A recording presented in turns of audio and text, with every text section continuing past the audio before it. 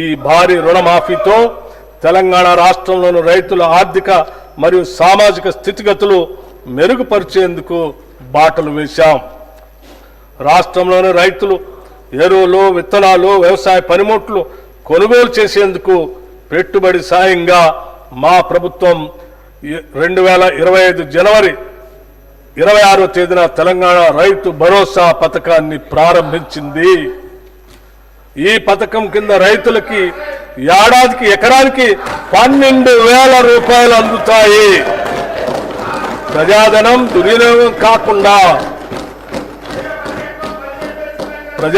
దుర్వినియోగం కాకుండా అవకతవకలకు అడ్డుకట్ట వేసి సాగుకు యోగ్యమైన భూములన్నింటికీ రైతు భరోసా అందిస్తున్నాం. క్షేత్రస్థాయిలో సర్వే చేసి గ్రామ సభల్లో ధృవీకరించి సాగుకు యోగ్యం కాని భూమిని గుర్తించడం ద్వారా ఈ వృధాన్ని అరికట్టాము. రైతు భరోసా పథకానికి 18,000 కోట్ల రూపాయలు ఈ బడ్జెట్లో ప్రతిపాదిస్తున్నాము. భూమి లేని వ్యవసాయ కూలీలు ఉపాధి దొరకని రోజుల్లో పస్తులుండే దీనస్థితి నుండి వారిని కాపాడేందుకు ఇందిరమ్మ ఆత్మీయ భరోసా పథకాన్ని అమలు పరుస్తామని ఎన్నికల్లో చేసిన వాగ్దానానికి అనుగుణంగా సంవత్సరానికి ప్రతి వ్యవసాయ కూలీ కుటుంబానికి 12,000 రూపాయలు చెల్లించే బృహత్తర పథకాన్ని అమలు చేస్తున్నాం. రాష్ట్ర రైతుల నుండి కొనుగోలు చేసే సన్న ధాన్యానికి ప్రతి క్వింటాలకు 500 రూపాయల చొప్పున అదనపు ప్రోత్సాహాన్ని చెల్లిస్తున్నాం. దీనివల్ల రాష్ట్రంలో సన్న రకాల వరి సాగు గణనీయంగా పెరిగింది.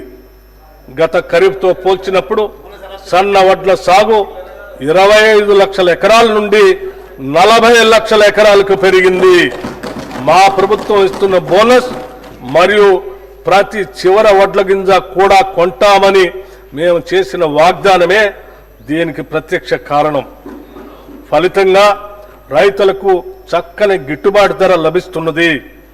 ఖరీఫ్ సీజన్లో సన్న వడ్లు పండించిన రైతులకి 1,206,44 కోట్ల రూపాయల బోనస్ చెల్లించడం జరిగింది.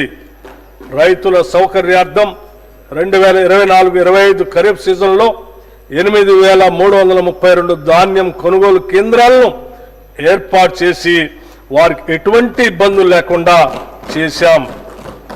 అకాల వర్షాల వల్ల ధాన్యం పాడవకుండా పండిన ధాన్యాన్ని రైతులు కొనుగోలు కేంద్రాలకు తీసుకువచ్చే సమయంలో ఎటువంటి నష్టం జరగకుండా గంటకు వాతావరణ సూచనలు అటు రైతులకు ఇటు కొనుగోలు కేంద్రాలకు తెలియజేస్తున్నాం.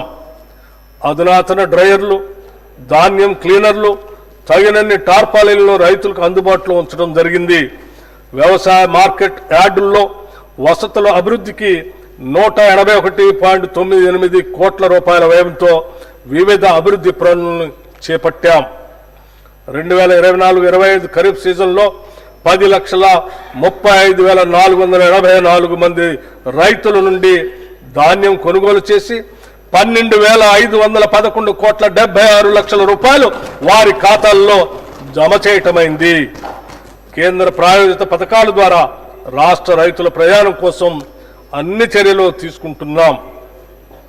రాష్ట్రంలో ఆయిల్ పామ్ సాగును విస్తృతంగా చేపట్టాలన్న ప్రభుత్వ లక్ష్యంతో ప్రోత్సాహక సబ్సిడీని అందిస్తున్నాం. ఆయిల్ పామ్ దిగుమతులపై కస్టమ్స్ సుంకం లేని కారణంగా మన రైతులకు సరైన ధర లభించనందున కేంద్ర ప్రభుత్వంతో సంప్రదింపులు జరిపి ఆయిల్ పామ్ దిగుమతులపై కస్టమ్స్ సుంకం విధించేలాగా కృషి చేశాం.